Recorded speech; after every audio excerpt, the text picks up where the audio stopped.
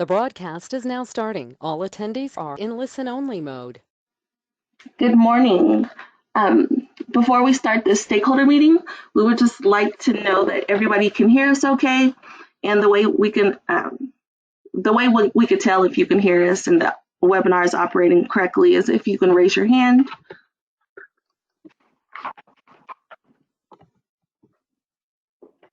Okay, thank you. So welcome and thank you for attending the Colorado Dental Board's stakeholder meeting via webinar today. Before we get started, we would like to introduce the staff members from the Division of Professions and Occupations that are present. My name is Elena Kemp, and I am a regulatory coordinator with the division. Also attending is Karen McGovern. She's the Deputy Division Director of Legal Affairs, and Sheriff Fraley, she's the Program Director.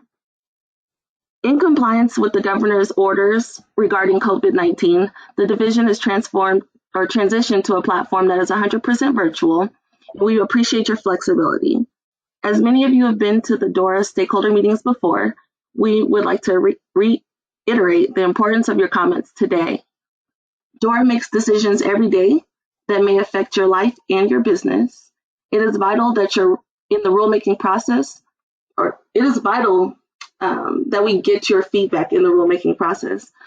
Throughout this process, our goal is to create regulations that clarify and explain legislation, ensure minimum competency to enter and continue to practice, and provide only what is absolutely necessary for consumer protection without creating unnecessary barriers to the marketplace. Your input will be part of the information that goes to the board as it considers permanently adopting revisions to Rules 1.1 through 1.26 following a mandatory review of all the board's rules in compliance with Section 24.4.103.3 CRS. The purpose of this review was to assess the continuing need, the appropriateness, and the cost effectiveness of the rules to determine if they should be continued in their current form, modified, or repealed.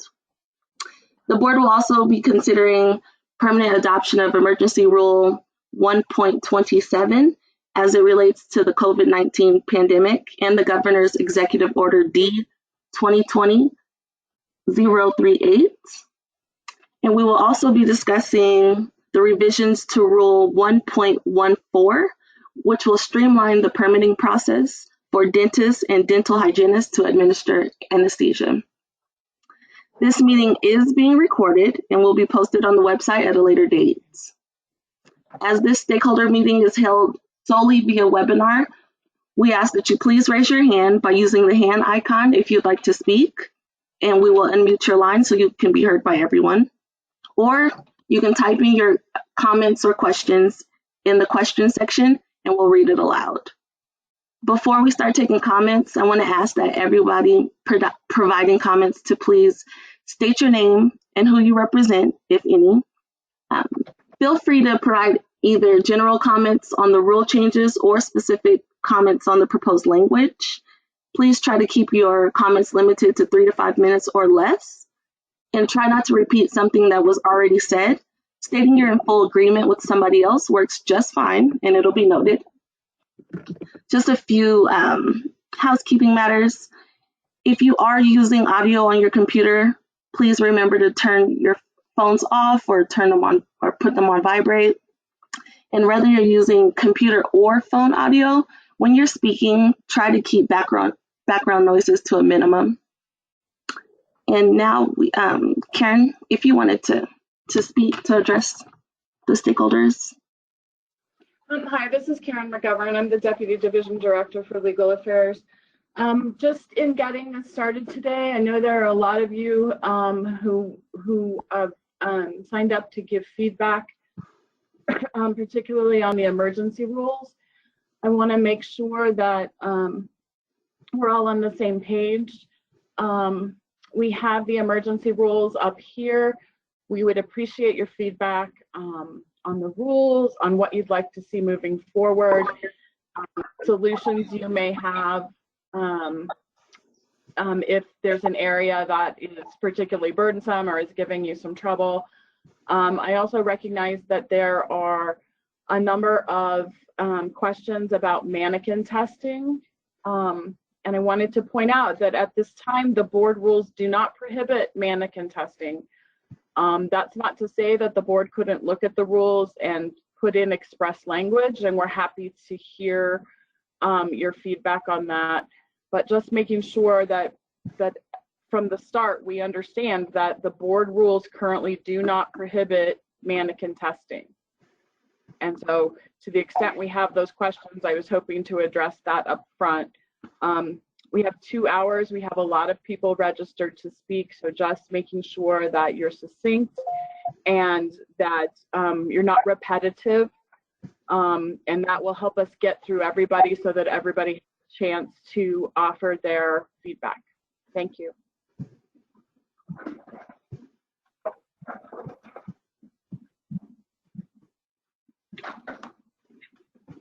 So currently we just have the draft rules on the screen, and we're just kind of going through. If anybody does want to provide comments, once again, just raise your hand and we'll unmute your line. These changes that we're looking at right now come from the rule review. And as we go down, we'll go down to the anesthesia rule, which is in Rule 1.14. And then the emergency rule is the last rule. It's 1.27. So if you do have comments about any of these rules, just raise your hand and let us know what rule you want to address so we can put them on the screen.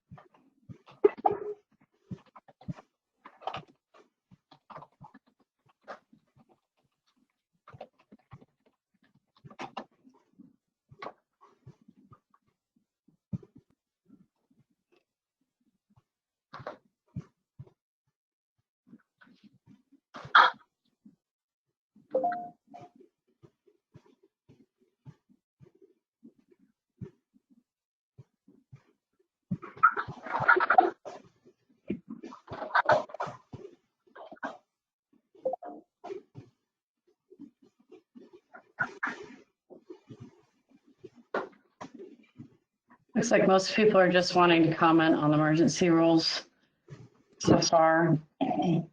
Okay. We'll We'll go go there. and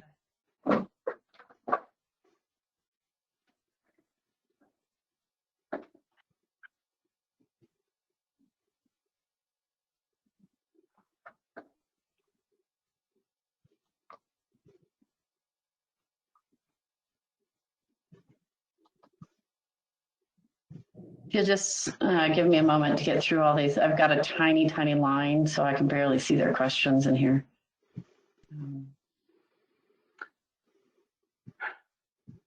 I have one comment that says, the way I read the board only allows a CSCE for dentists and not dental hygienist. That individual can provide me what rule they're referring to. I'd appreciate it. That's from Danielle.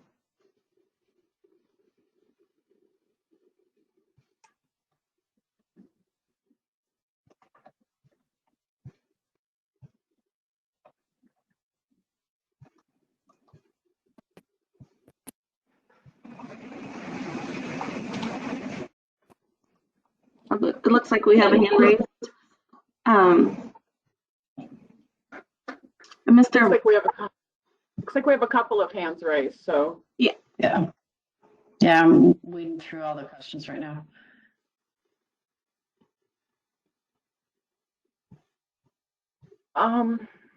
Okay, so I can unmute Brian Seacrest.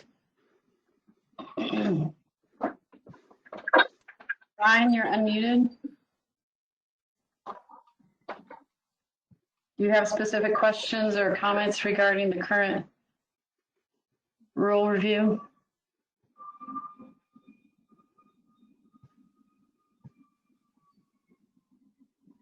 Brian, you're unmuted. Do you want to speak? Okay. So you've typed in a question. Okay.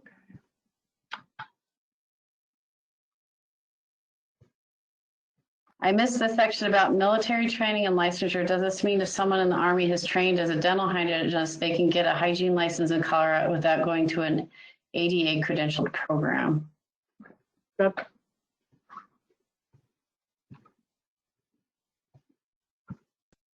Okay. Do you want to go? What rule is that section? He missed it. We can go back, I guess, and look at it.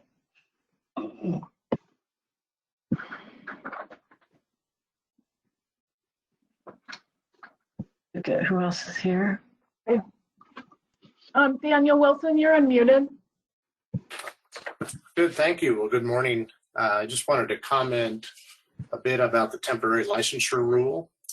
And as I wanted to, first of all, thank you for helping to clarify for the school the acceptance of the mannequin-based exams as well as the DLOSCI for initial licensure. I should mention I've been representing the University of Colorado School of Dental Medicine, and I'm also the liaison to the licensing agencies for the exams. And I'd like to mention a bit about the challenges that the 2020 graduates are encountering and will continue to encounter for some time relative to testing. Although these exams are listed on agency websites, most are not actually finalized at this point, and many sites are only accepting candidates from their own institutions. I can relate our struggle to host a mannequin-based rep tentatively scheduled for the 1st through the 4th of August. Our university is first and foremost concerned with the safety of our students, faculty, and staff. We have stringent requirements relative to admitting people on campus, health screenings, and strict social distancing guidelines. All face-to-face gatherings are scrutinized relative to their necessity and their ability to achieve these safety requirements and require approval by our campus administration.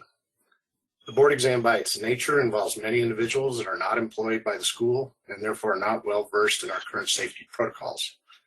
In order to satisfy the requirement for social distancing, we have spread our 50 simulators over the entire second floor clinic space, which in normal time allows for treatment of 78 patients along with 50 simulators. Additional staff are required to provide health screening, temperature checks for everybody entering the building. With all of these challenges, institutions cannot handle the number of candidates they would normally allow. This, along with a backlog of candidates from the spring, is significantly limiting the available seats for these examinations. Likewise, the DLOSCI is a new exam with limited availability compounded by the backlog at the testing centers caused by several months of closure. It is likely that many would like to take this exam in June, July during the first window, but will be forced to wait for the November window and would then run into the expiration of their temporary licenses prior to receiving the exam results. For these reasons, we ask that you please consider an extension of the temporary licensure duration and help keep these new graduates in our workforce. Thank you. Okay, great. Thank you. So I want to just make sure we clarify your request is that we extend the duration of the temporary license, correct? Yes, ma'am. All right. Thank you so much. You're welcome.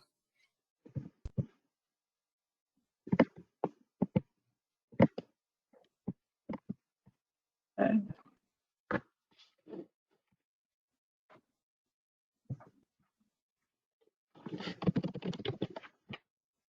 Jennifer Goodrum, do you want to make a comment?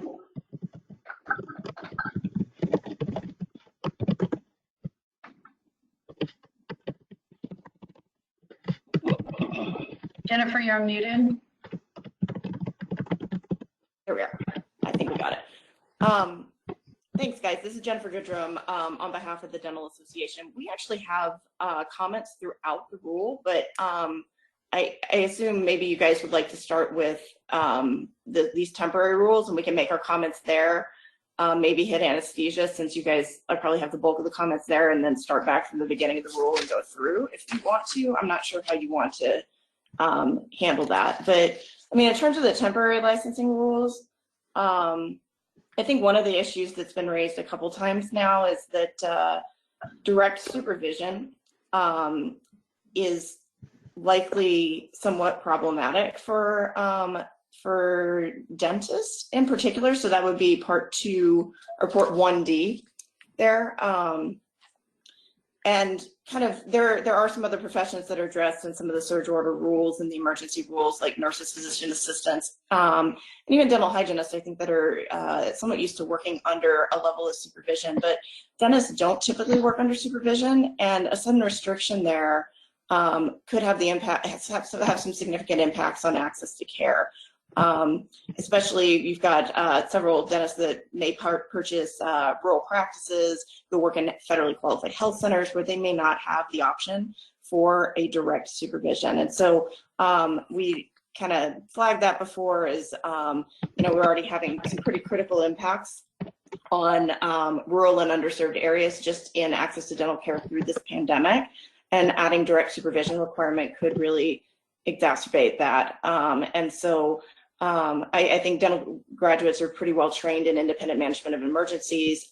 There's very few complaints against dental new graduates on those in that kind of area. And so either removing the direct supervision requirement or figuring out a way where we could do more of a mentorship type arrangement where, it was a telehealth type supervision or some kind of indirect relationship could be pretty helpful in that space.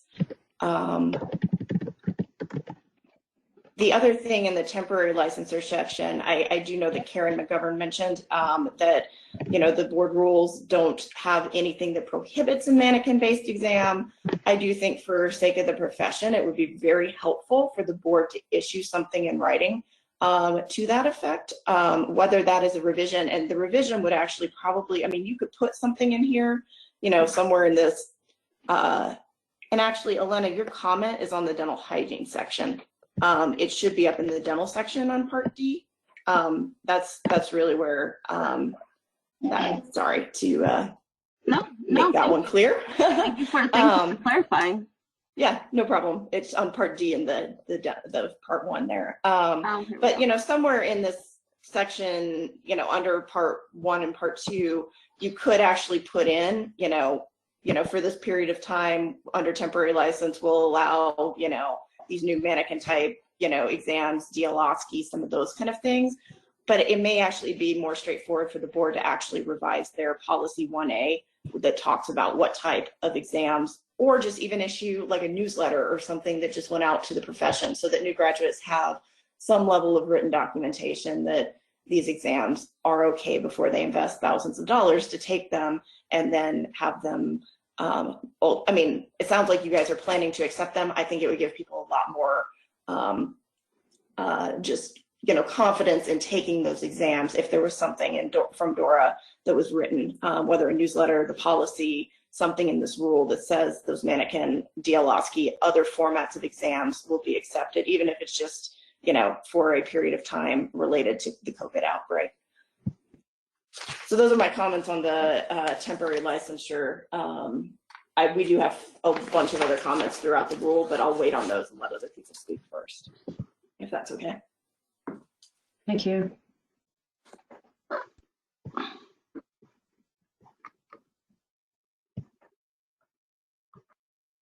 Danielle Maynard, you're unmuted.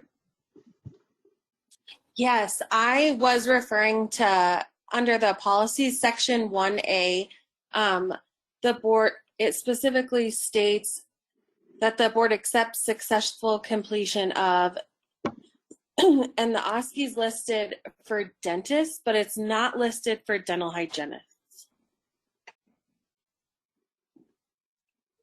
Okay. Under section 1A of the dental board policies, under administrative policies and the acceptance of clinical examinations. Okay. And so is your question, does the dental board accept it for dental hygienists? Yes. Okay. Let me look into that and then I'll get back to you with the answer. Okay, thank you. Mm-hmm.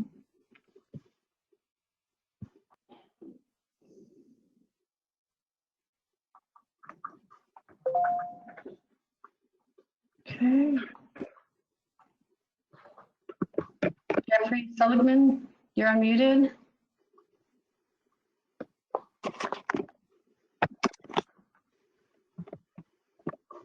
Jeffrey, would you like to ask a question or make comment?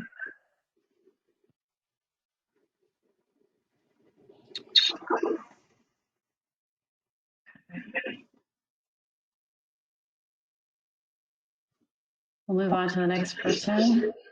I can read. Is anybody else would like to make comment? Please raise your hand. Otherwise, I will up. Hey, Colleen. You're self-muted at this time. If you unmute yourself, we can hear your question or comment. Apologize. Hold on just a second. Go ahead. Hello, my name is Dr. Colleen Leong, and I recently graduated from the University of Colorado School of Dental Medicine. First and foremost, the dentists from the class of 2020 would like to thank you for your swift and decisive action with regards to provisional dental licenses in these unprecedented times. We would also like to thank you for clarifying that mannequin exams, as well as the DLOSCI, are pathways to unrestricted licensure in the state of Colorado. In light of these recent changes, we would like to call the board's attention to several key limitations that have presented themselves and require action at this time. Temporary licensure as it currently stands requires licensees to work under the direct supervision of a licensed dentist. While this has served as an excellent means to expand the workforce of other healthcare professions, dentists serve in a unique sphere, practicing independently, especially in rural and underserved areas. A number of dentists from the class of 2020 have joined public health clinics with the intent to be the sole practitioner serving their communities, which under the current provisions of temporary licensure, they can no longer fulfill. With this in mind, we ask that the supervision provision on the temporary licenses for dentists be removed.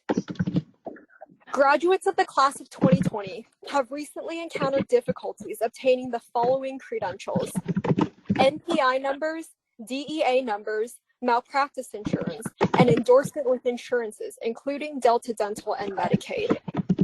This is directly due to the fact that they are practicing under temporary licenses, further restricting access to care in underserved patient populations. Furthermore, dentists from the class of 2020 are struggling to find locations in which to take licensing exams. While REB boasts of 34 upcoming exam opportunities, these exam dates and sites are tentative at best. These sites are subject to social distancing guidelines, which severely limits the number of candidates that can be credentialed. The DLOSCI also comes with its own set of limitations. There are only 2 testing windows in which the exam can be challenged. Furthermore, the exam is not currently being offered in every state, necessitating that candidates travel to another state in order to challenge this exam.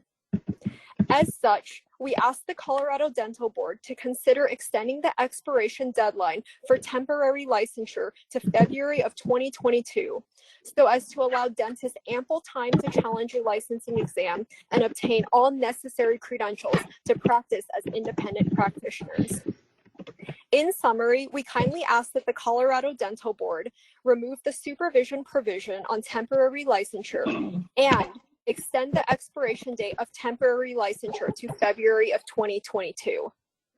This allows for members of the class of 2020 to fulfill their employment commitments and provides ample time in which to successfully challenge a third-party licensure exam. On behalf of the University of Colorado School of Dental Medicine, class of 2020, thank you. Thank you.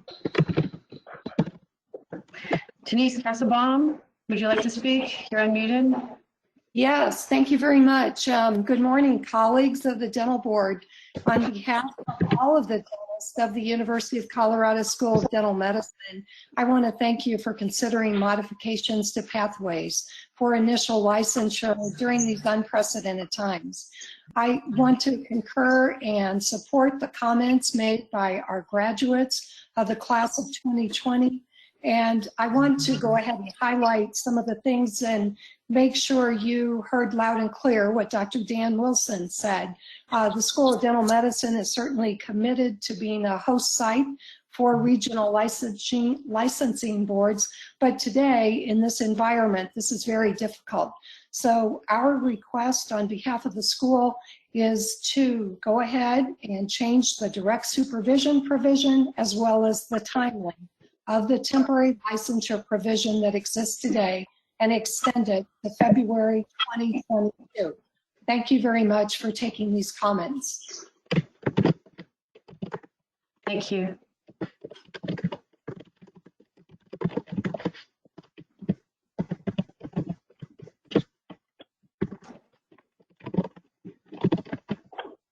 Brian Bishop, would you like to make comment? You're unmuted.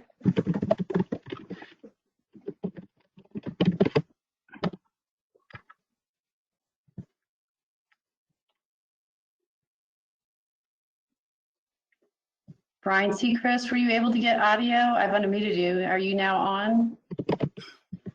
You had a specific question you would like to provide?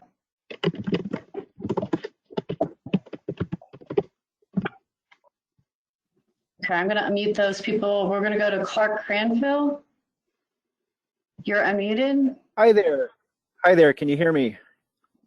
Yes. Excellent. Well, thank you very much for letting me speak.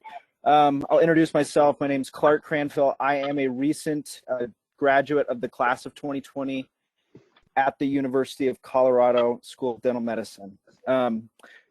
2 years ago, my career actually took a path I never expected. I took a trip with the school to Guatemala and realized I had a passion for serving populations that were underserved.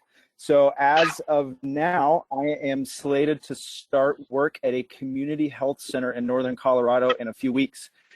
As a part of my job, I'm going to be providing care to particularly populations of low socioeconomic status and often migrant populations. So I want to talk to you today, especially, from a very personal note, where I'm going to be headed as a future community health dentist. But first, I want to thank you very much for your flexibility and understanding and clarification throughout this whole process. Thank you that you have issued us temporary licenses, because without that, I would not be able to start work. I was scheduled to take the REB exam in March, and it was postponed. So because of your action, I am able to practice dentistry and provide care to underserved populations. I also wanted to again thank you for the clarification around the DL OSCE as another licensure pathway. I want to share with you my concern, however. My concern is primarily with the expiration date of the temporary dental license. I am currently scheduled to take the DL OSCE in late November, which is going to be 4 weeks before my temporary license expires. I think COVID has shown us that we have to hold our plan loosely right now. It's great that the DL OSCE is accepted, but there are a couple potential problems. The first is that my scores may not even be reported until my license expires. The other thing that's possible is if there was any kind of spike in COVID infections and travel was shut down, that would further delay my ability to obtain full licensure. So I, along with my other classmates, am asking that you extend the temporary license date to February of 2022. And I think as I've thought through this, by ensuring that we're able to practice, I think that the dental board will be doing a great job in protecting the public by ensuring access to care. If I became unable to practice due to my temporary license expiring, I think that the patients in my column may have adverse health outcomes because I wasn't able to treat them. So as your future colleague and a future community health dentist, I encourage you to consider extending the licensure expiration date. Thank you. Thank you. Colleen, you're unmuted. Apologize, it's not unmuting you at this time. Hold on just a minute. Shows that you're self-muted. Colleen, would you like to make comment?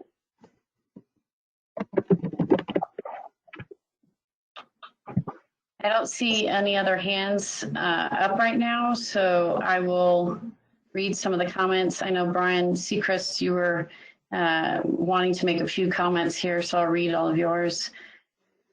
And why not streamline the application process, have the dentist or hygienist complete the entire application from the start? And when the dentist or hygienist finally is allowed to take the exam, they just submit the exam results without having to first apply for a temporary license and then a full license.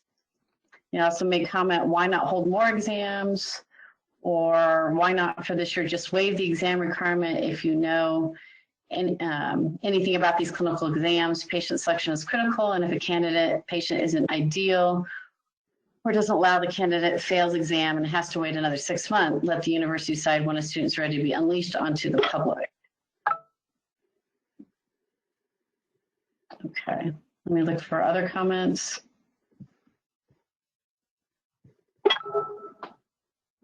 William Cavell, here from Louisiana State University School of Dentistry. I was wondering for applicants undergoing the CETA route and with you guys accepting mannequin examinations, does that apply to the restorative aspect of this exam only? Currently, CETA has not provided a period for a mannequin. Dr. Cavell, do you want to speak and clarify that a little bit further for everyone? I can unmute you if you're still on. Let me find you.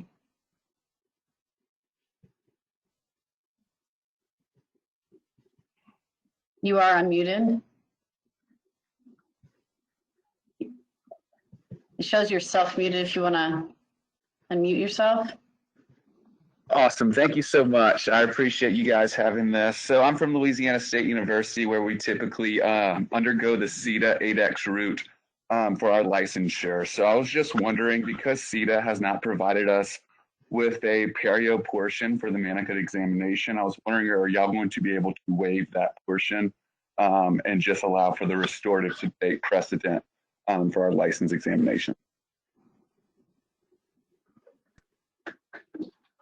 That's something I can take back to the board, but or maybe Karen McGovern to speak further, but that would require obviously a change in the rules. Right. So that would be a comment we can provide to them. Is that correct, Karen? Yes, I think you know, we appreciate the question and we'll take that back to the board, but the board has to make the decision about what they're willing to waive, what they're willing to accept. But this is an opportunity for us to gather all those questions and suggestions and present them to the board. And while I'm on, as it relates to the DL OSCE for the OSCE for hygienists, the policy doesn't specify that it's permissible for hygienists, but we will take that to the board. That's for Danielle Maynard. Okay. Thank you. Okay. Brian Bishop, you made some comments. I will get to your question here. Give me a moment.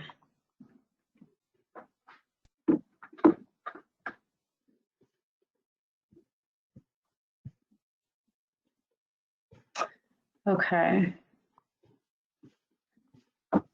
Commenting on Rule IX for anesthesia permitting, oral sedation, pediatric designation, requesting the dental board consider measures to make oral sedation permitting attainable to general dentists who treat children. There are programs available for the general dentist for training on pediatric oral sedation, including, apologize, the screen hopped here.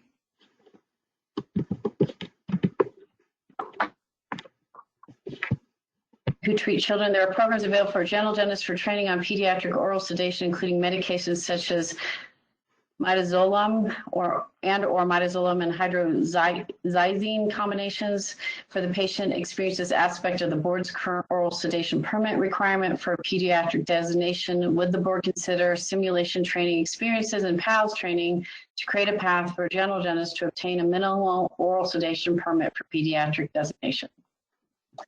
So thank you for your comment. We will provide that to the board. Brian, you wanted to add more? Okay, I see your hand is raised. I've unmuted you if you'd like to make more comment.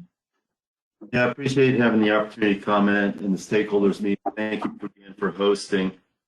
So what we're looking for is to create a pathway for general dentists who treat children to be able to obtain a pediatric designation on a sedation permit in the state of Colorado. And our suggestions to doing that are to amend the current requirements and specific to the pediatric designation to allow the 20 patient experiences to be either high fidelity simulation or observation. And then for the pediatric didactic type of requirements, we're requesting that those hours be modified to include 30 hours specific to pediatric oral sedation. And this is just to make some measure of oral sedation available to general dentists, as you know, around the country and in Colorado, there's a significant portion of children that are treated by general dentists, and we want to make a pathway to make this service available to those kids and to those doctors. Thank you. Thank you. I'm sorry. I just wanted to get the section of the rule that the last stakeholder was referring to, so I can make sure I save his comments. Yes, that's Rule 14 of the anesthesia permitting for the oral sedation permit requirements for a pediatric designation. Rule 14 in the dental rules and regulations for Colorado. Do you know the sub section of that rule? I believe it's 2B 114J.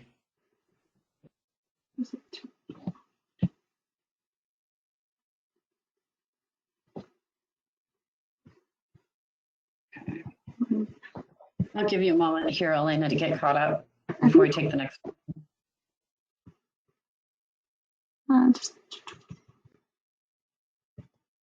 Oh, the 20 faces, I see. Okay.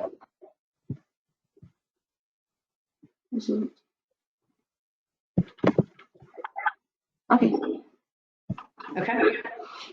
He wanted to, and just to clarify, he wanted to lower the number of cases. Like, he wanted to amend the number of cases. Is that correct? More so wanted to amend the instead of them having to be the requirement being on live patients, that they could be high fidelity simulation and or observation or combo thereof.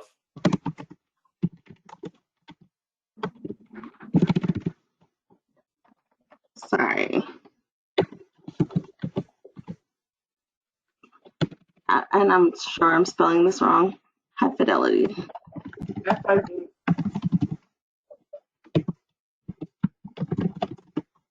High fidelity simulation or And or observation or some okay. And then the didactic hours we're requesting to reduce to 30 hours.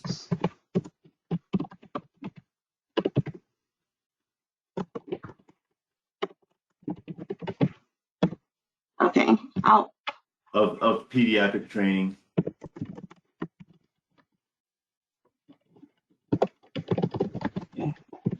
We're also proposing to make PALS, P-A-L-S, all caps, a requirement for this permit.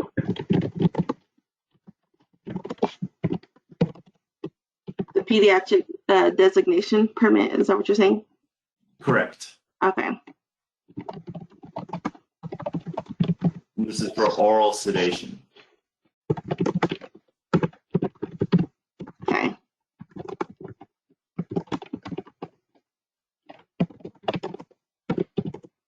Okay. Was that captured? Yes, thanks. Okay, thank you. Thank you, Brian. Okay, we have another hand raised. Michael Roller, you're unmuted. Thank you for allowing me to speak. My name is Michael Rollert. I'm currently the ADSA, American Dental Society of Anesthesiology, Colorado component president, and I appreciate the chance to be able to comment on these proposed rule changes. I just wanted to get some perspective from the American Dental Society of Anesthesiology. For those of you that are not familiar with our group, we're the largest not-for-profit society in dentistry dedicated to sedation practice and anesthesiology and dentistry. And really our mission is to promote safe and effective patient care. We are a group that's available for all dentists, so not just specialists. I would like to say that I think the current pediatric permitting process that we have in place in Colorado is very sensible and well written. I think it adequately protects one of Colorado's most vulnerable populations, our pediatric population, while still providing adequate access to care. When this pediatric permitting process was created in Colorado, it really served as a model for all state dental boards since its inception. ADSA is in favor of no changes to the current pediatric anesthesia permitting process. I think we have to keep in mind that type of sedation is nearly as important as depth of sedation. And this pediatric population has a very unique physiology. And when they suffer respiratory depression or loss of airway, things move very, very quickly into the emergency setting. Changing things like allowing observation of cases only or allowing simulation will not provide the provider with enough experience to be able to handle emergencies if these patients move into a deeper level of sedation. I believe that's my only comment on this at this time. Thank you. Thank you, Michael.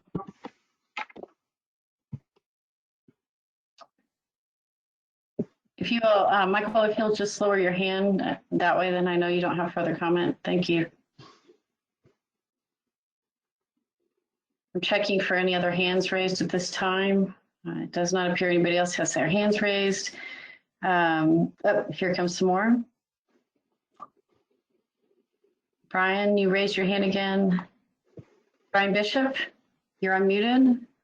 Yes, thank you very much. And I appreciate Doctor's comments on anesthesia. I do want to suggest, just this is for the board's consideration. There are some surrounding states that have requirements that do have a pathway for general dentists to obtain a minimal oral sedation permit. And I wholeheartely agree that safety in oral sedation in the pediatric patient is paramount importance. I think the proposed medications of midazolam and or hydroxyzine have excellent safety indexes, and that a doctor could be trained on how to use that. So the proposals that I've put out there, I just would request the board consider in light of all the information being discussed today. And again, I appreciate all the comments on this. I just think that with the amount of patients, the amount of kids that are treated by general dentists in Colorado, across the United States, that having reasonable oversight and pathway to entry has advantages. And I profoundly agree that safety is paramount, and that I would like the board to consider some measures that could make this accessible to the general dentist. Thank you. Thank you.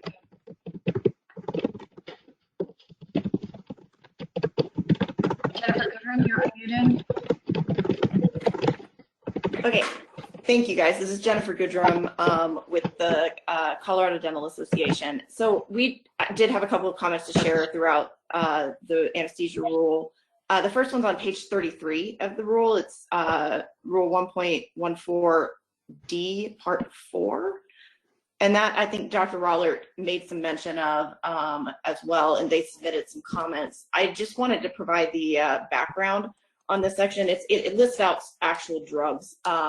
And I think during the oral surgeon that was on the board during the last major rule revision really advocated for that section to provide clarity on drugs that should never be used, even at lower doses, outside of deep sedation, general anesthesia permit because of the safety risk. I think the board heard some testimony at the last major rulemaking that we did around these anesthesia rules that some providers were using these drugs, and there were some major concern. And I think you've got actually comments from Dr. Rollert that were submitted in writing that reflect some of that.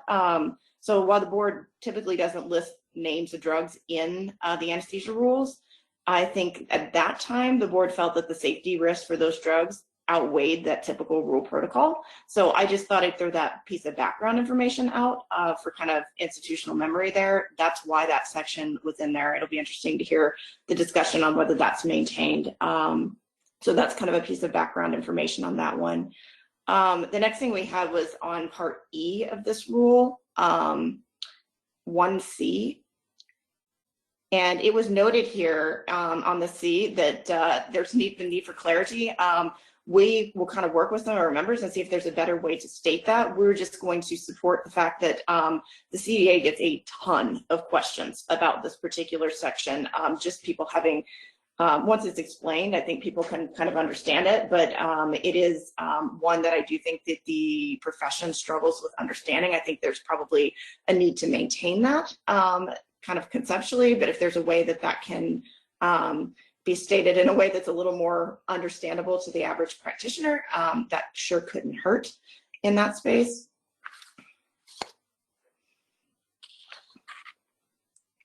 And then the second part of this rule, E number 2, we are curious. You guys kind of noted that the inspections, that we also get a lot of questions at the CDA about outside anesthesia providers, kind of how, what the different requirements are, things like that. And just people struggling to put all the pieces in this rule together around what you need to do if you engage a dental anesthesiologist, a nurse anesthetist, somebody else other than a dentist in your practice to provide anesthesia services. So I think it may be worth considering actually making a section in this rule that would address if you engage an outside provider for anesthesia services, putting all the requirements for that particular thing related to the inspection and the responsibilities and how the team is used, things like that. Putting it all in one combined section. I think also putting it in one section would illuminate if there's any areas that we have not covered that need to be covered. I do think there's a comment later in this rule about, I think, how does the team, the dental team in the office engage with the outside anesthesia provider, and are they trained, and some of those kind of things. And I think if we put them all in one section, some of those gaps, if there are any, would probably become pretty apparent. So that may be something worth considering.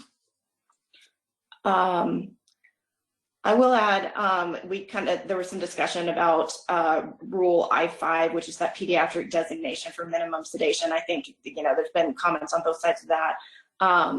Just a note that, and I think most are aware, but the pediatric permits are required in statute. And so, it's part I. It's down further, page 37. But the pediatric permits are required in statute, and the board does have the jurisdiction over the training requirements, but the General Assembly's intent was definitely that some additional training and verification be provided for the dentists that are providing anesthesia services to children due to the safety risks. And so always something to kind of keep in mind as we balance out all the kind of competing needs in those spaces.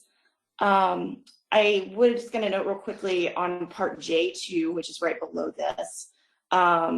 The board had talked about putting the word "and" in the title of this section, education and experience. And there was kind of a question on the side if there are further rule changes that were needed. But that first sentence is actually pretty clear that both education and experience were already required. It does say, must successfully complete both moderate sedation and acceptable sedation course cases. So you've got the course and the case. So I think it's pretty clear that it was already both that were required. It is an "and" there. And I don't think that there's probably a lot of need for additional changes through that rule.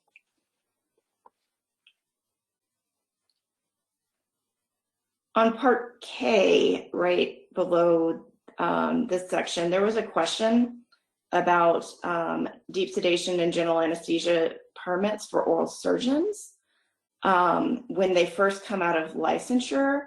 And, I think there's some concern that, folks come out of a residency program, they're trained, and it can take a period of time for those sedation permits to actually be processed through the DORA system. So just a question for you guys as we kind of continue the conversations around this rule, if there would be any way to streamline the actual DORA process around those permits for certain individuals that have clearly met the requirements, whether there could be some kind of automatic acceptance of, for certain types of people that the permits are really clear that they would get them. If there could be an automatic type acceptance, a streamlining temporary permit process, something that would allow folks to be able to practice a little bit more quickly, or if we've got to do something more in the basis of a rule as opposed to a process streamline. So I'd be curious what the options were there in that section. So Jennifer, this is Karen. I think that I think some good food for thought. Our current licensing times are down to 16 days. So we have profoundly streamlined licensing. And I think as it relates to anesthesia, that's something that we're committed to, but we also need to make sure that the conditions are met. Mm-hmm. So we need to figure out first what the board wants to do with the rule and figure out what all the conditions will be before we can look at streamlining to get the process. Well, and that's fair. And I know that there's the anesthesia committee and some of that factors into these approvals. It was just for certain populations that are really straightforward in the space, if there was a way to, expedite some of those. But yeah, that's fair. If there are rule changes that are needed and a process to be outlined, that's completely fair there. So part L, there was a question about keeping the 90-day inspection timeline that came up at the board. I think, we were just curious, I think from this end, whether there had been any problems with people exceeding that, because there is actually, I believe, a provision in here that allowed the board to actually extend that 90 days if there was a need for extension in an unusual circumstance. So is there something that's driving the fact that people are exceeding that on a regular basis? By chance? There's nothing that I'm aware of, but I think that just making sure that we have that in place, especially with COVID, if we're shutting down people's offices and saying they can have 5 people, we're not sure that one of those people should be the inspector. Yeah, agreed. Right. Okay. Yep. And the only other the comment I had on the anesthesia rules was on page 44 in section O, the documentation section. It looked like the conversation around that got really bogged down in almost like it was being considered as this is the documentation that has to be required for a permit.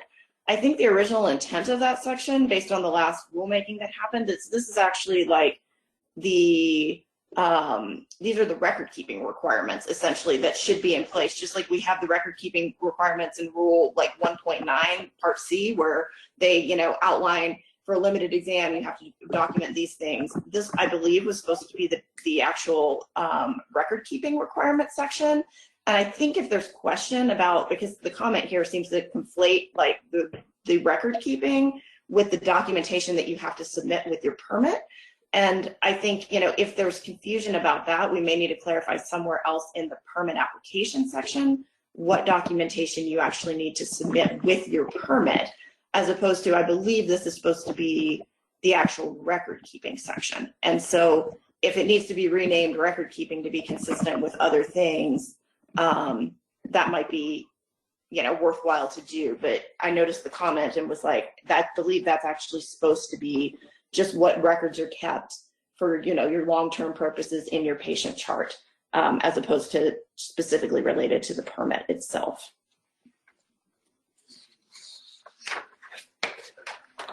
And that's all I have on the anesthesia rule. We have some others on the other section, but we'll make sure people have gotten a chance to comment on this. Thank you, Jennifer.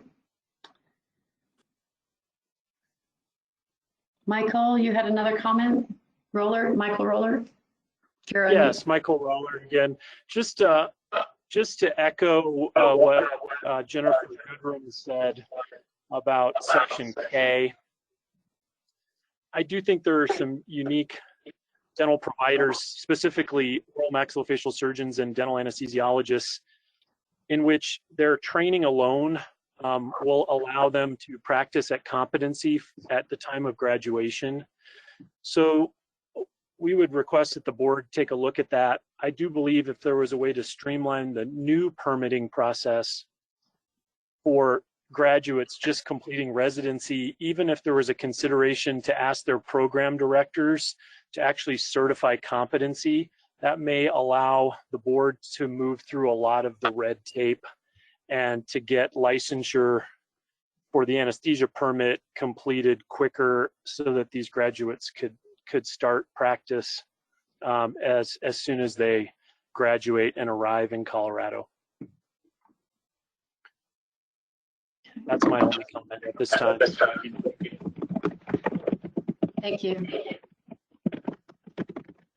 I'm going to take a brief moment because hands are not raised at this moment to read a few more comments. We are jumping around a little bit here. Obviously, we're talking about anesthesia. Dr. Nick Pratt from the University of Utah School of Dentistry, 2020 grad. Utah has accepted the CTP portion of the REB exam to replace the perio portion of, I'm sorry, I guess that was but it was misspelled.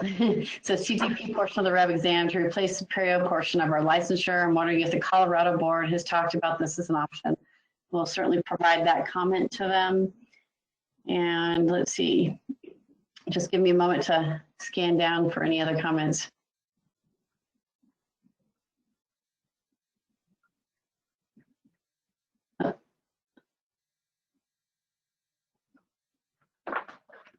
Lindsay Yates says she seconds Jennifer Goodrum's comments that it would be helpful for Dora CDB to make a statement in writing that DLOS, CE, and mannequin exams are accepted for licensure in Colorado.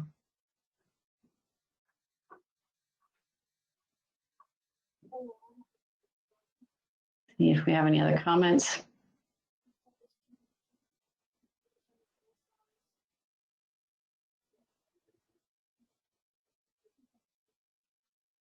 Okay.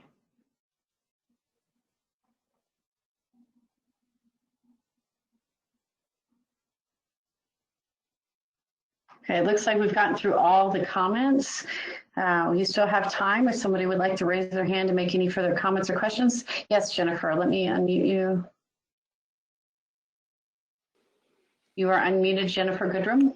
Okay, so we have some general comments on the other portions of the rule. If you guys are willing to kind of back up towards the top of the rule, I'll walk through those. And if you get other hands raised, Sheriff, you're welcome to stop me and I can kind of resume once. So okay. The first comment was in Rule 1.5 Part G. So it's on page 2. So it's this part about the uncompensated dental care and really aimed, I think, at retired licensees.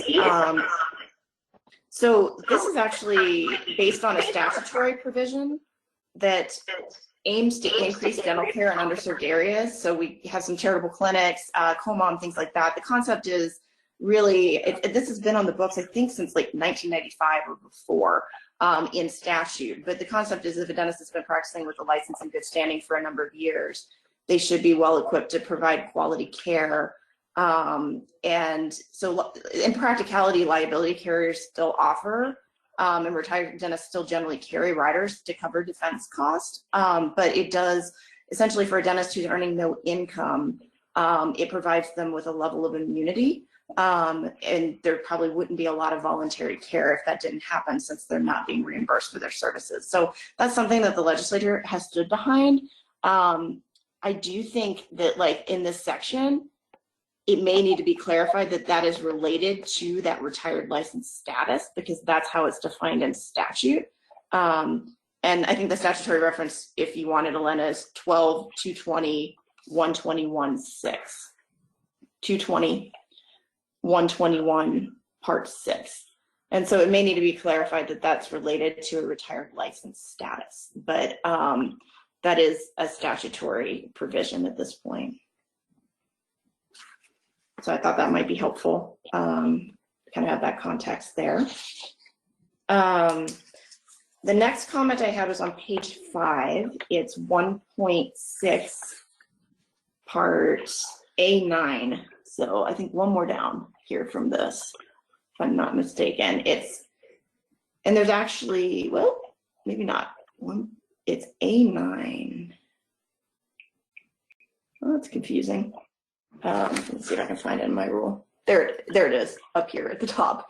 There's some confusion there, but you guys actually put in the accredited dental school in the United States. The term is actually defined at the top of your rule, or at the top, it's in statute. It's defined in statute 12-220-104 Part 1. Accredited is defined, and it is defined as a program that's nationally accredited by the U.S. Department of Education. The problem with actually limiting it to in the United States is I believe there are actually a few CODA accredited dental schools that are recognized by the Department of Education that are located outside the United States. Canada, I think there may be one in Central America. And so by limiting it to US schools only, when we don't do that for other licensees, it could even come off as slightly discriminatory towards some of those foreign programs that are accredited. So you just may want to be a little bit careful with that, putting in the term in the United States. That's pretty well defined already in statute.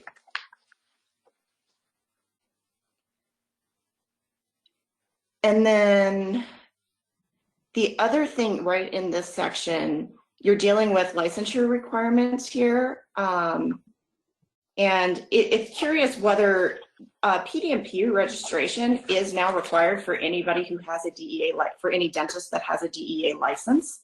I do know that Dora has struggled somewhat with getting dentists to actually register for that program.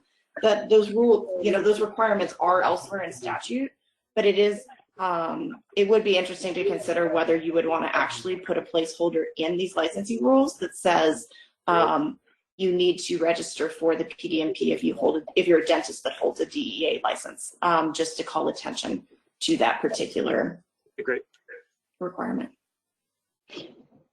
Jeffrey, can you give us just one moment? Yeah, to let Elena catch up. Yeah, sure. Yes, thank you, Jennifer. I am trying, but you are definitely rolling. Okay, so I just wanted to make sure that I had this correct. Accredited is defined in statute, and that was pertaining to, was it pertaining to section 10 or subsection 10? Or was subsection 9, now 10, it's your upper comment there, yeah, is where that comment belongs. Okay. Does it help you to have the statutory citation? Do you want that? Yes, actually. Okay. It's 12, 220, 104, Part 1. Okay. Thank you.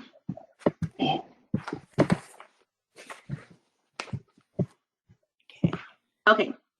And then the next comment I made had been whether, and it would just be somewhere in this section generally, so you could put a comment in anywhere, but whether you guys would want to note that PDMP registration is required for any dentist that has and DEA registration, but that's a requirement of licensure.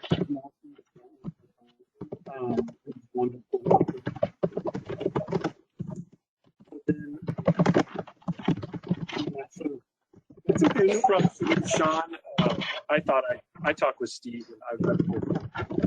Is that correct? Should be noted in the role. I don't have the patient's name, but I do have the syndrome. Okay.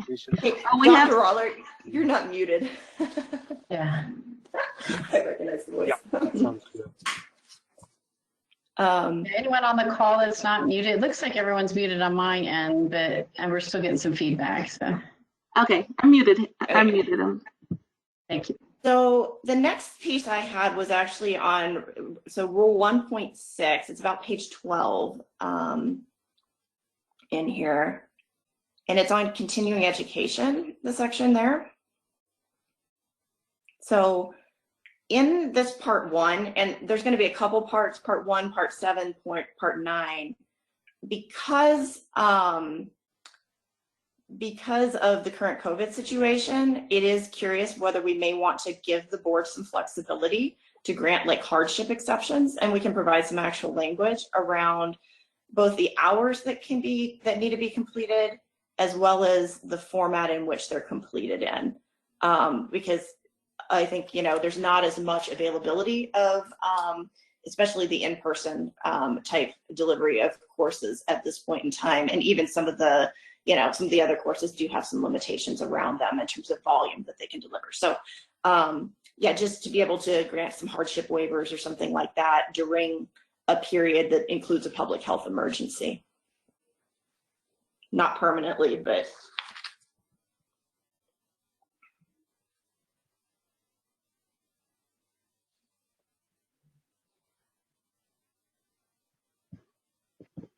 Okay, so you're just saying during, wait, what was public the health, like a public health emergency type situation.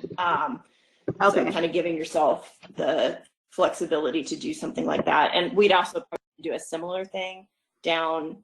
I know one of the questions, and this has been another thing, just like, you know, putting the exams that are accepted in writing. I think the profession is really looking to the board to have something in writing to say, like, you know, what flexibility is going to be granted around BLS training and CE and some of those kind of things. So like under part 7 in particular, there's questions around BLS training, and those courses are, you know, with the restrictions that have been in place, they've been very, very hard to access. And so again, I think we could put in some kind of either language around you know, giving people an extended period of time beyond their normal 2 years to complete it, allowing some kind of online completion of that kind of course, you know, for the period in which we are in a public health emergency only. So that would be another one where we might want to grant some kind of hardship waiver or flexibility there. And I can provide some language, suggested language for you guys, and you guys can play with it and figure out what that looks like. And as well, then number 9 would be another place to note. That section requires that 50% of the required hours be live and interactive, and that may be something where we want to grant some waiver during the period of public health emergency. To allow people to do more online CE when conferences and other things aren't really available.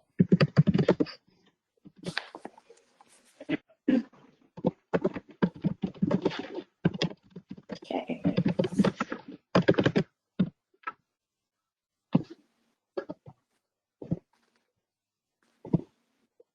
Okay, did I capture that correctly? I think so. And if Charis, you wanted to, I'm sorry, Jennifer, if you wanted to provide specific language, I don't know if it's short enough to kind of put in these comments here, or did you want to just send them to our rulemaking inbox, and then we can. We'll go ahead and send some written comments. We will kind of observe the commentary here, and then we'll definitely send some written comments so that you guys have them for reference moving forward.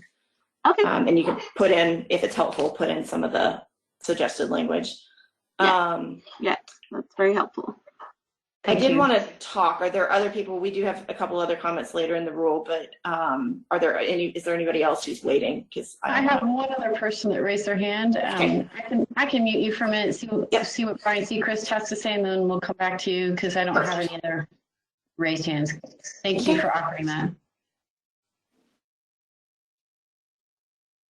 Brian Seacrest, you're unmuted. Do you have a question or a comment? Your hand is raised. Brian, are you there? Okay. Jennifer, you have the floor again. Jennifer Goodrum. Okay, we'll keep moving through. So the next thing we had was about page 20. It was on the record keeping requirements. It's Rule 1.9C.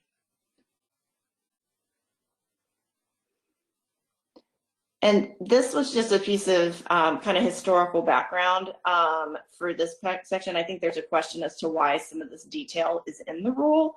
And so the last time we went through this rulemaking process, the board put in some of these definitions around to really help alleviate what was a litany of board questions that they were receiving about what kind of documentation was required, especially related, I think, to disciplinary cases. And I think the board was seeing that the record keeping was a top driver of actual disciplinary action.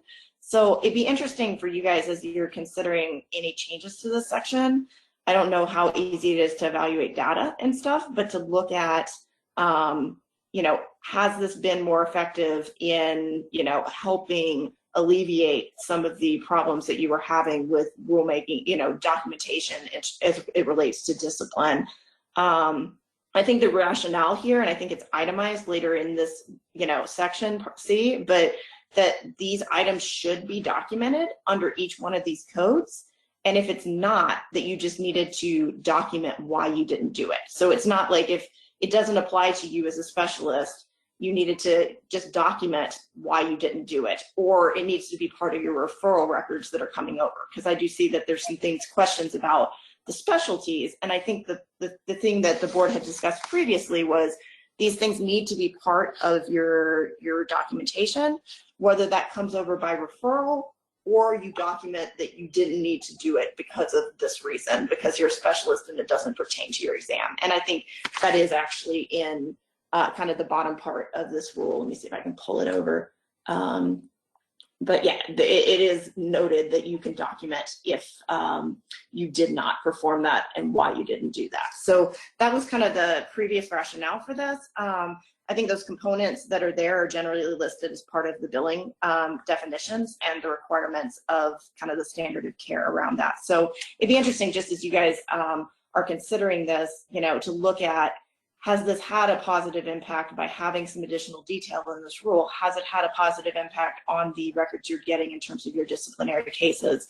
Is it effective towards that original purpose that it was designed to? If it's not, then maybe it is worth considering whether some things should be changed in that space. So that would be some interesting information to pull. Jennifer, sorry, this is Elena. Just to pause you just for a second. I just want to make sure that I'm capturing your comment correctly.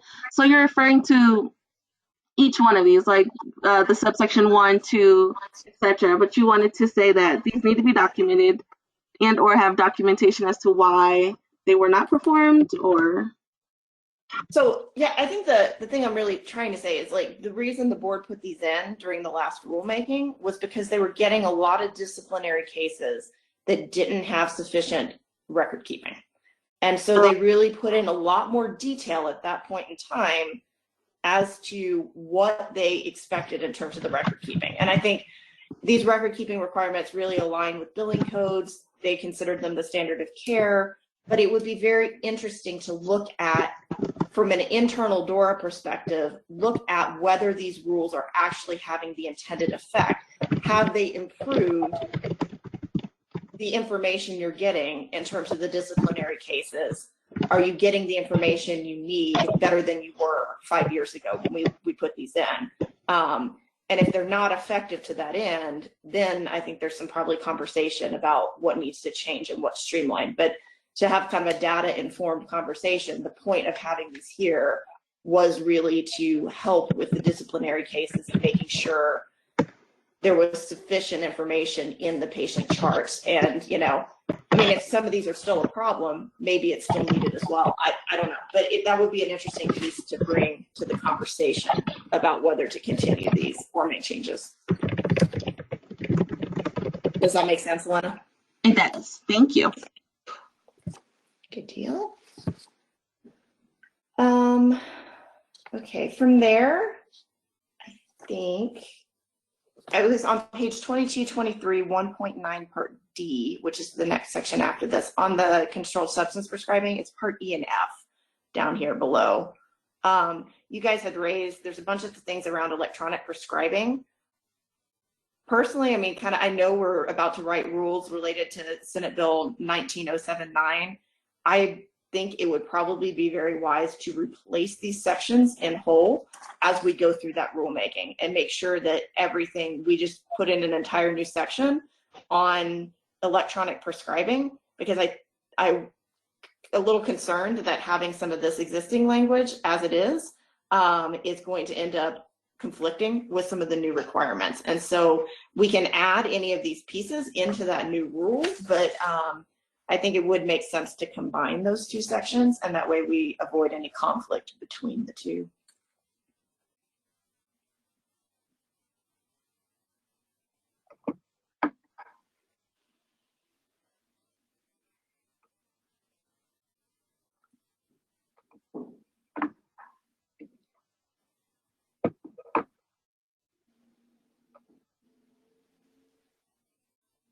And then I think the next comment I had was on section E, right below this, regarding patient record retention.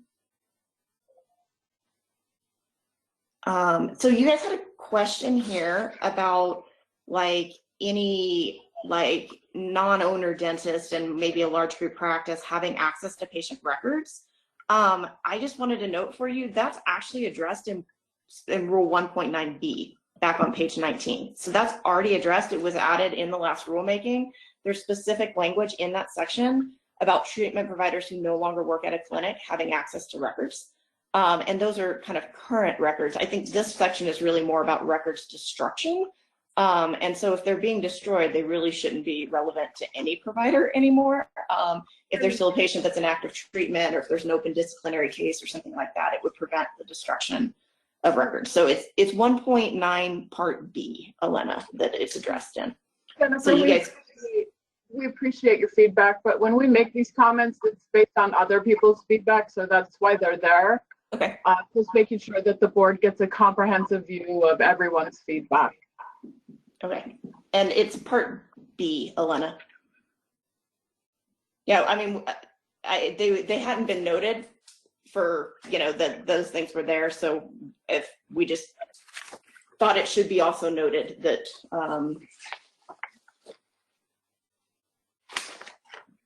the context there. Chair, so there are other people waiting?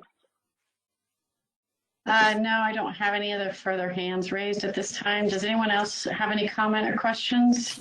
Please raise your hand if you'd like to speak. Okay, I'm getting close to being done. So keep going. Page 53 is the next comment that we had. It was 53, so it's way down after anesthesia. So this was just a question around the infection control section. I think we had some conversations over at the CDA that this very specifically references a couple CDC guidelines and one OSHA guideline. Whether given, especially the current pandemic, there needs to be a little bit of a broader reference to, currently applicable CDC OSHA guidelines. I know we've got to be a little bit careful not to go too broad in that space, but ensuring that there's robust infection control and that the board has the ability to enforce, especially if a clinic is not complying with, say, the new COVID guidelines or something like that. Seems like it would be a very important public safety thing at this point. So kind of incorporating some of the newer guidelines that have come out related to COVID in particular.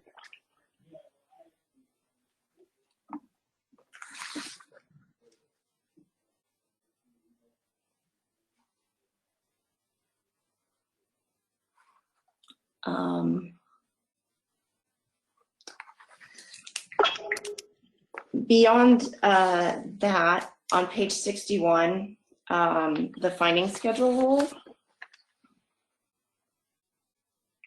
1.23, it's page 61.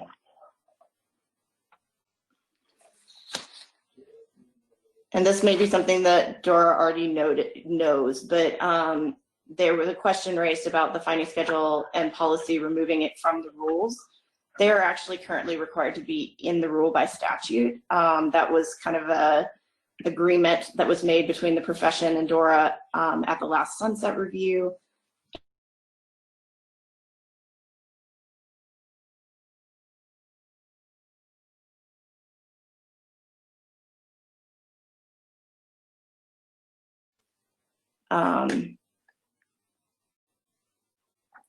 Sorry. And then it's so 12-220, 106. I think I'm seeing a delay. Part 1A, 4. And that does actually require them to be, I believe, in the rule at this point. So I think that there would be some in the profession that would have some pretty serious concern about removing that, just making it more permissive in a policy versus defined in a rule at this point in time. So.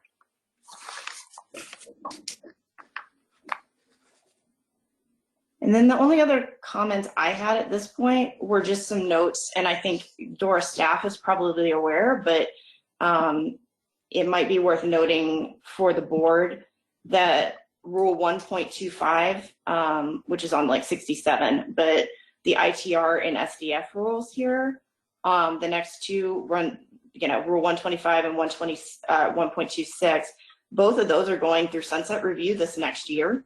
Not that rule changes can't be made, but there will probably be a revision of those rules following the sunset review process. And then, yes, as a process point, we don't change the rules the year before sunset, so they won't be.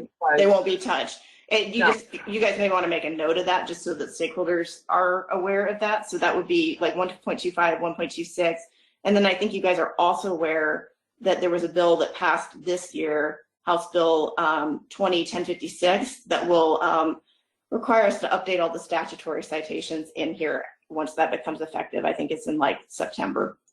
So yeah, I figured you guys were, but yeah, they might be worth noting a few of those things just for the public's benefit. So that is all I had. So thank you guys for hanging through that.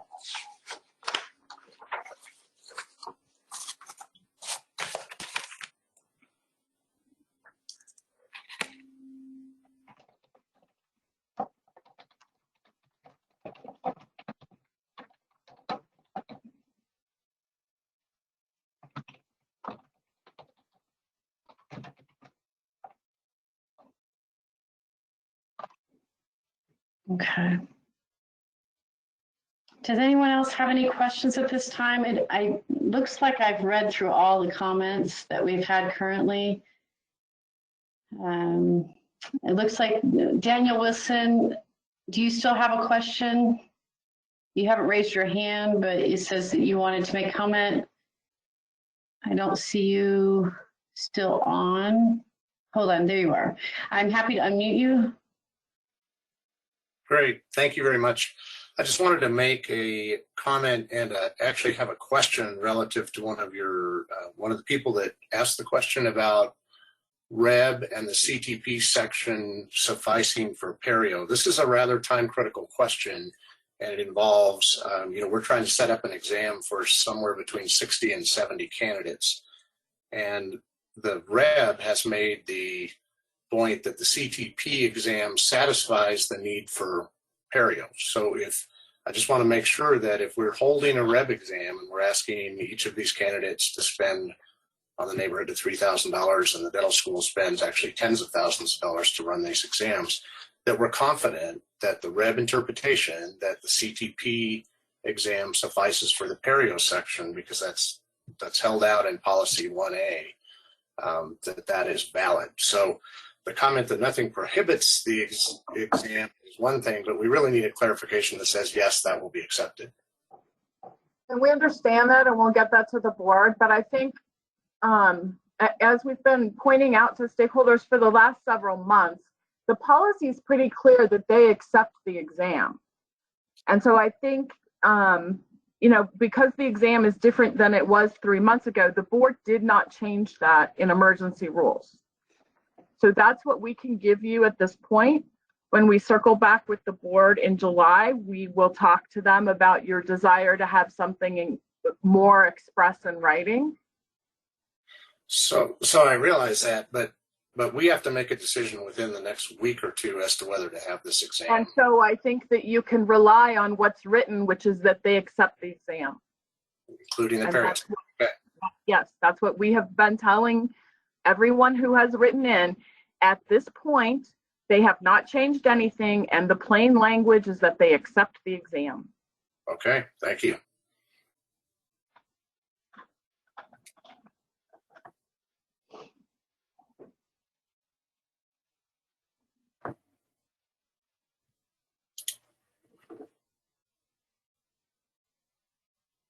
Okay. Thank you, Daniel. I'm looking to see if anyone else has any other further comment or questions at this time. Please raise your hand. Dan, if you'd lower your hand, I'd appreciate that. That way we know to move on.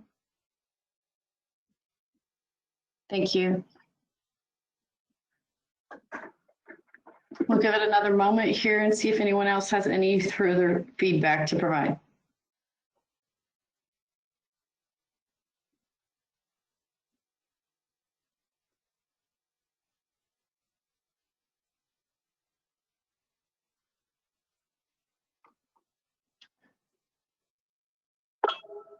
Daniel Maynard has a question. She says, would dental hygiene students be safe to take the OSCE exam before it is expressly written in policy 1A?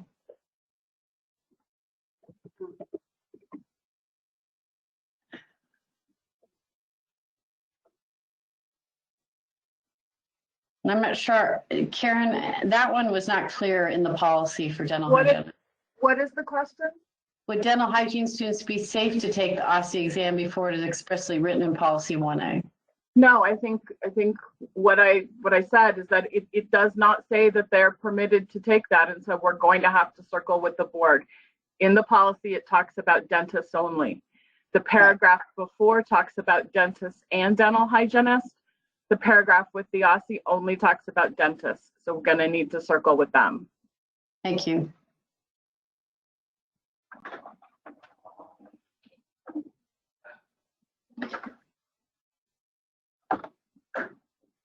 Chelsea Jordan, I'm attempting to unmute you. You're self-muted. If you unmute yourself, you may make comment.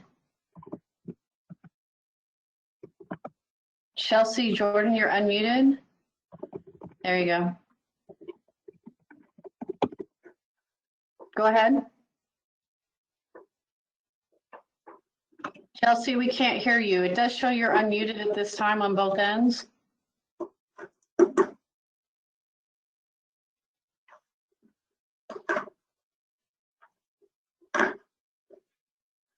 Chelsea, unfortunately, we can't hear you. If you want to write your comment, you are unmuted.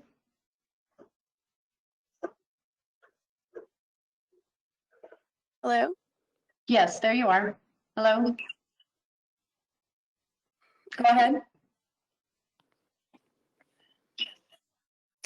Hello? Chelsea, we can hear you. Go ahead and make comment. Oh, I'm sorry. Okay. So this is just a specific question that I have for my circumstance. I was wondering when these proposals will be taking place for the board.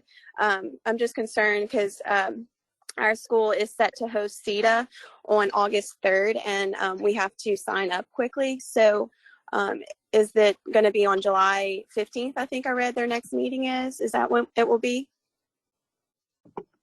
So the permanent rulemaking hearing is tentatively scheduled for November 5th. So basically the process is all these comments will be provided back to the board members in July. They'll review all those comments at that time. And then we have set processes where we have to time things, but then they will have their permanent rulemaking hearing scheduled around November 5th. Oh, okay, great. Thank you so much, and thanks for taking these comments and considering alternate pathways as well. I appreciate it. Thank you. And Sarah, you may want to clarify, the rulemaking in November, is that for the rules except for the emergency rules? That is, I'm sorry, yes. Permanent rulemaking is for the anesthesia and the rule review we're doing currently. Temporary rules will be reviewed and determine what they want to do at that next meeting in July. Thank you. And the rulemaking is in August. Thank you.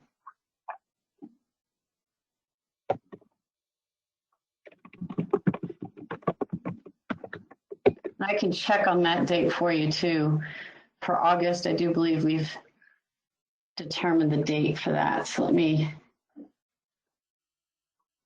so it should be,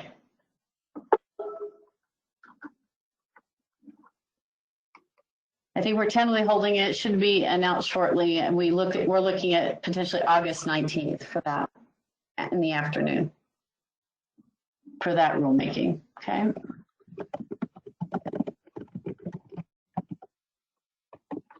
Or the 20th. So we'll have that notice. So it'll either be August 19th or 20th, and we'll notice that shortly.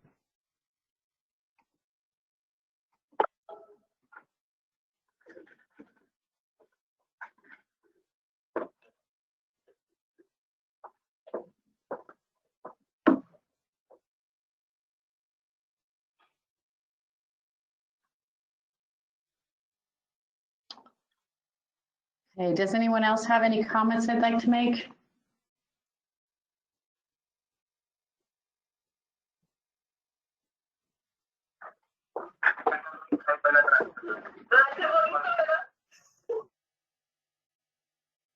Okay, William Cavill. I've unmuted you. Yes, I was just wondering, as far as our point of contact in the future, what would be the best route to kind of go through? I've emailed Dora a few times and tried reaching out via phone call, but I kind of keep getting mixed answers. And I just know I'm in a very weird predicament, you know, with the perio portion with the CETA examination as well as Chelsea Jordan. So I was just wondering, kind of moving forward, what would be the best route, just because, you know, we do have that August 3rd timeline for our mannequin examination at our home school. Thank you. So we typically provide the Dora_dentalboard@state.co.us. Multiple people man that email, and that's probably your best point of contact at that time. And like Karen McGovern said, the current mannequin testing is accepted by the board. So there should be a question at this time based on their current policy.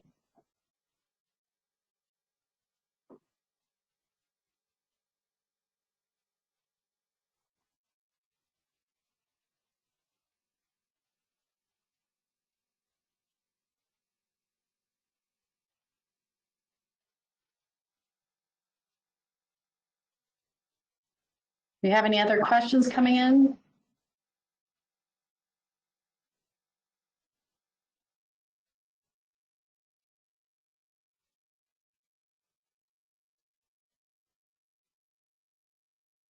We're going to check comments at this time, see if there's anything else that's come in the last few minutes.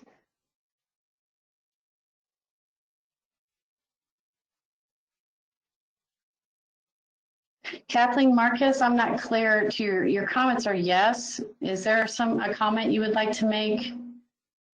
It just came in a moment ago. Let me find you on our list. I can unmute you in just a moment once I find you. I've unmuted you, Kathleen Marcus. Do you have a question or comment? I have a comment. I'm sorry, I've been waving my hand to the extent the technology allows me to for about 30 minutes. Yeah, your hand hasn't been raised yet, so I apologize that we missed you. I saw your questions, but all they're coming in is all I see your comments are is yes, yes, yes. Oh, okay. Well, I had logged out and logged back in, and green means raise hand, yes. Anyway. There's a hand raised, yeah, symbol. Thank you. Okay. I'm sorry to go back to the earlier part of the conversation, and I know this is an ongoing conversation, but since you are coming up on final rulemaking when it comes to the pediatric designation earlier, referring to on page 37, subsection 5 in the middle of the page, a commenter said, and I felt a strong need to correct this, that at the time that this pediatric designation for minimal sedation permit section of the rule was drafted, that it was considered state of the art nationally, that it was considered the model to follow. And I need to challenge that because, and I am sorry, I don't remember the name of the speaker, but I would like either him or anyone to tell me what other state has adopted anything remotely like this. None of your border states require 20 cases, 20 live pediatric cases. To my knowledge, no state board or regs or law require 20 live pediatric cases, except for those, and I think there's one, which explicitly requires a pediatric residency, because a pediatric residency is the only place that you can get that. I wanted to make sure that that point, since we're going around the same issues of accessibility to care, accessibility for children in high needs area, their particular vulnerability and the health aspects, that was frankly simply dishonest to say that this is the paradigm that is used around the country. No one else in the country is using this or has used it. Honestly, I don't know when it was passed, but this is actually unique to Colorado. None of your surrounding states require this.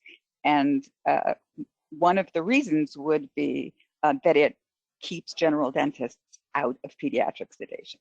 It effectively creates a residency requirement. So thank you. And if I didn't mention it, I'm regulatory counsel for Docs Education.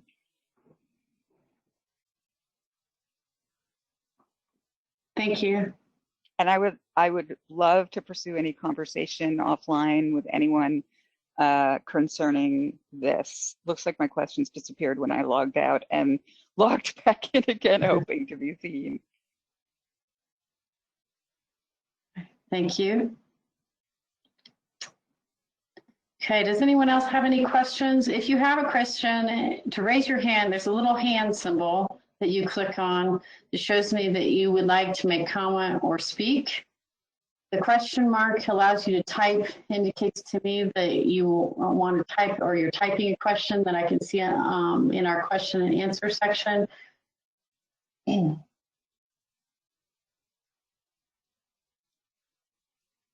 We'll give it a few more minutes.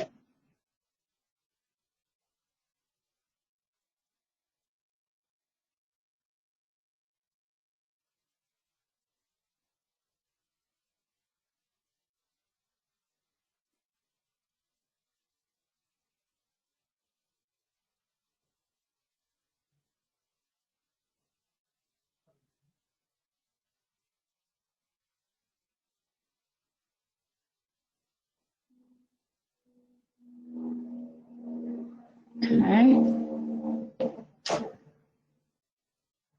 Anyone else like to make comment or ask any further questions at this time?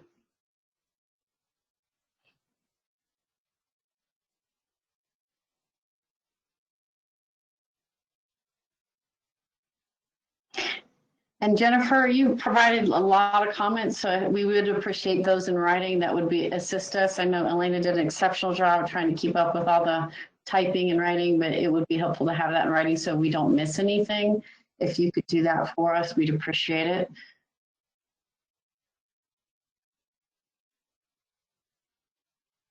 Let's give it another moment here and see if anyone else would like to make comment.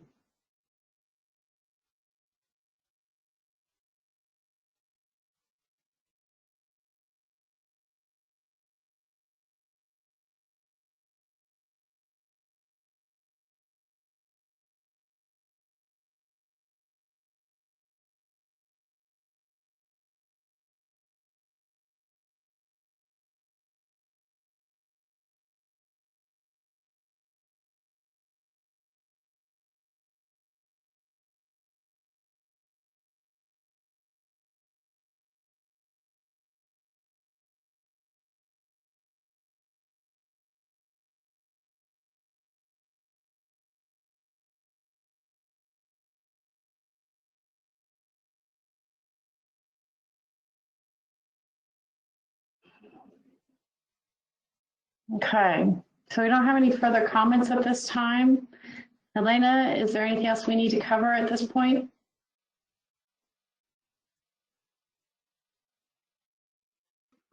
Okay, sorry about that. Hi, Shares. This is Elena. So there's nothing else that we necessarily need to cover. I think we covered most of it during the conversation, but I can close out and just make a couple of things clear. And if we're ready to close the stakeholder meeting. It looks like we don't have any further comment at this time. If you feel like you still want to make comments, please feel free to reach out to us, and you can provide written comment as well. And we'll be happy to receive those as well at this time. Yes, go ahead, Elena. Okay. So thank you very much for participating in today's meeting. The stakeholder comments and program recommendations will be presented to the board prior to the formal rulemaking hearings. There will be 2 hearings. So regarding the emergency licensing rules related to COVID-19, the hearing is tentatively scheduled for August 20th. And then the board will consider all the changes throughout the rules that pertain to just the general rule review that they did earlier this year, and also any changes to the anesthesia rule. Those will be up for consideration by the board on November 5th. So it's pretty far out, but November 5th will be is the tentative date for that hearing. And if you do have any further comments or there's proposed language that you want to add to the rules, you can always email those comments to Dora_DPO_rulemaking@state.co.us. And that's also the same email address that was provided on the notice. If you have specific questions about your individual situation, it would be better to use the dental board's centralized email address. And Sharis, I think you provided that earlier. Sure, and I can provide that again. Give me a moment here. So it's Dora_dentalboard@state.co.us. Okay, thank you. All right, so that concludes our stakeholder meeting. Once again, we appreciate you attending via webinar. We're going to exit.